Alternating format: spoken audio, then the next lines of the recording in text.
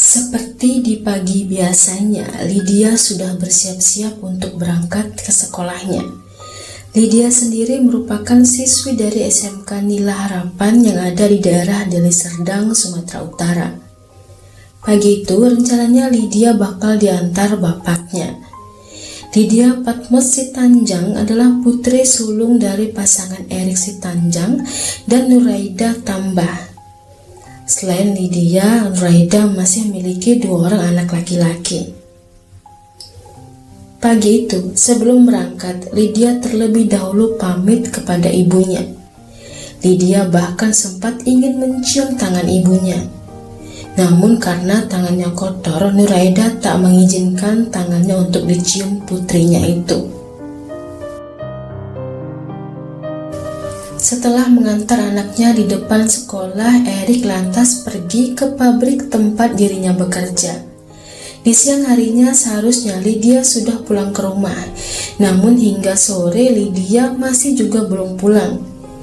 Nuraida sempat menelepon Lydia, tapi handphonenya tidak bisa dihubungi. Hari sudah mulai maghrib, anak gadisnya itu masih juga belum pulang ke rumah. Handphonenya juga masih belum bisa dihubungi. Nuraida pun mulai panik. Setelah suaminya pulang kerja, putrinya itu juga masih belum pulang. Lantaran merasa ada yang tak biasa dengan putrinya, Nuraida dan Erik pun mulai ketakutan. Dibantu keluarga dan tetangga, pencarian Lydia pun dilakukan. Namun hingga esok siangnya, Lydia masih juga belum ada kabar. Keluarga pun makin ketakutan. Tak ingin putus asa, Erik lantas memposting di grup WA Marga Sitinjang jika ia sudah kehilangan putrinya. Berita hilangnya Lydia pun sudah menyebar di kawasan Sunggal. Pihak sekolah dan teman-teman Lydia pun ikut mencari Lydia. Hingga akhirnya tanggal 15 Desember, tepatnya 3 hari setelah Lydia hilang, Erik Sitanjang akhirnya bisa menerima kabar tentang putrinya itu. Namun kabar tentang putrinya itu membuat rumah miliknya penuh dengan isak tangis keluarga. Lydia, putrinya, ditemukan warga di desa Serbajadi Sunggal dalam kondisi sudah tak bernyawa. Bahkan jasad Lydia ditemukan ada di dalam sumur tua di ladang jagung yang ada di desa sana. Guna memastikan jika itu benar jasad Lydia, Erik dan keluarga pun mendatangi rumah sakit Bayangkara. Sesampainya di rumah sakit, Erik hanya bisa menangis. Jauh di dalam pikirannya, ia masih bingung dan tak percaya atas apa yang sudah terjadi pada putrinya. Mengapa putri satu-satunya itu bisa pulang dalam kondisi sudah tak bernyawa? Bahkan jasadnya pun masih menggunakan pakaian sekolah.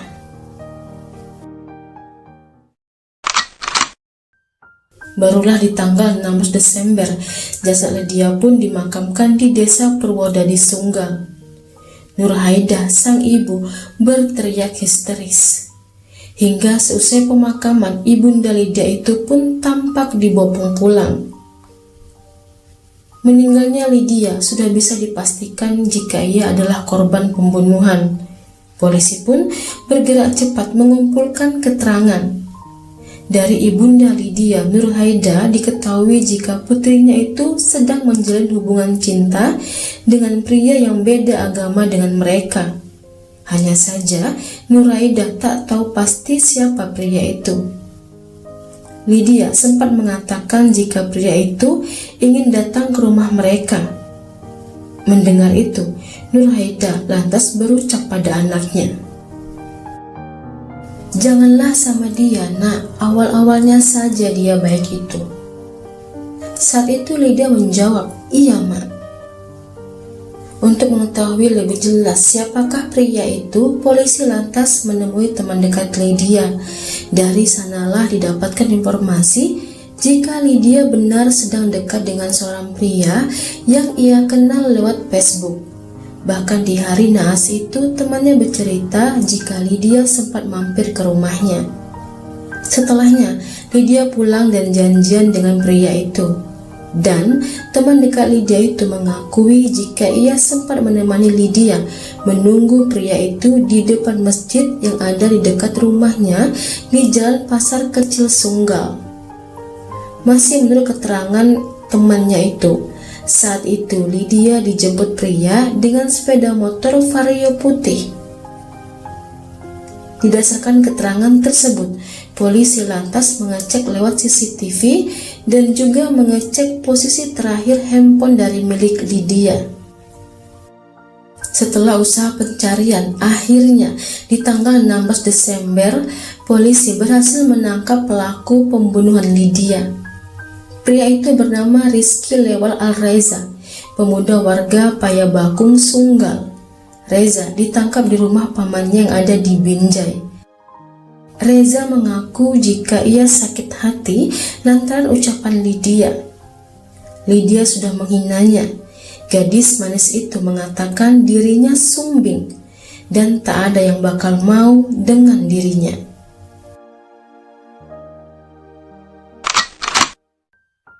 Lydia mengenal Reza baru 2 minggu. Siang itu sehabis dari rumah temannya, Lydia dijemput Reza. Itu merupakan pertemuan pertama mereka. Reza sempat mengirim pesan kepada Lydia jika nanti ia bakal menjemput Lydia dengan menaiki Vario warna putih. Setelah Reza datang, Lydia lantas naik ke boncengan. Reza lantas membawa Lydia ke kebun jagung yang ada di Desa Serbajadi Sunggal. Keduanya sempat singgah di sebuah gubuk terbuka yang ada di kebun tersebut.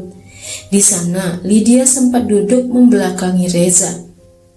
Reza lantas menyapa Lydia. Reza bertanya apakah Lydia mau jadi pacarnya dan mau menerima dirinya apa adanya. Saat itu Lydia diam saja, bahkan Lydia sempat bangun dan beranjak pergi. Lydia sempat duduk di bawah pohon jambu di sana. Reza kembali menghampiri Lydia dan sempat menyentuh tangan Lydia. Sesaat kemudian, Lydia menepis tangan Reza sambil berucap, "Kenapa pegang-pegang tangan?" Reza pun kembali bertanya, "Bagaimana dengan jawabanmu? Mau nggak dengan aku kayak gini?" Lydia lantas menjawab, "Siapa yang mau dengan kau cacat, sumbing dan ngomong aja au-au?"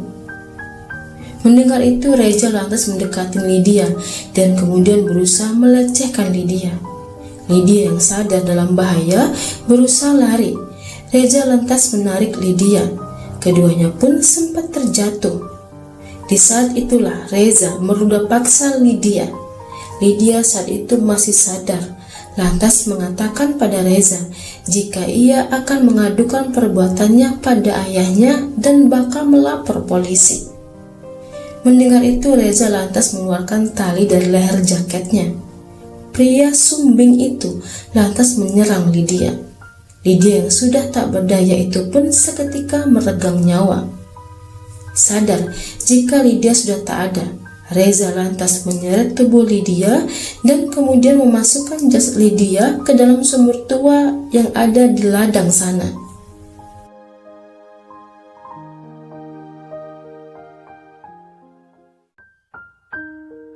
Selepas merasa aman, Reza mengambil handphone dan tas Lydia. Pria sumbing itu pun pulang ke rumahnya dan juga sempat untuk mandi. Reza lantas kemudian pergi ke rumah pamannya yang ada di kota Binjai. Saat di tengah jalan, tepatnya sekitaran sungai Kampung Nangka Binjai, Reza sempat membuang tas milik Lydia.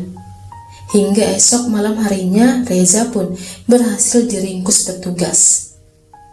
Sekedar tambahan saja, saat diperiksa penyidik, Reza sering tak menjawab jujur, bahkan termasuk perbuatan asusila yang ia lakukan pada Lydia sebelum Lydia meninggal. Di awal-awal interogasi, Reza juga hanya mengakui jika motifnya karena ia sakit hati dihina sumbing. Namun saat pemeriksaan lebih lanjut, terbukti jika Reza membunuh Lydia lantaran sudah merudah paksa Lydia. Sementara itu, Ibunda Lydia Nurhaida berharap agar pelaku bisa dihukum seberat-beratnya. Atas perbuatannya, Reza diancam hukuman penjara 15 tahun. atau bahkan mungkin saja Reza bakal terancam hukuman mati.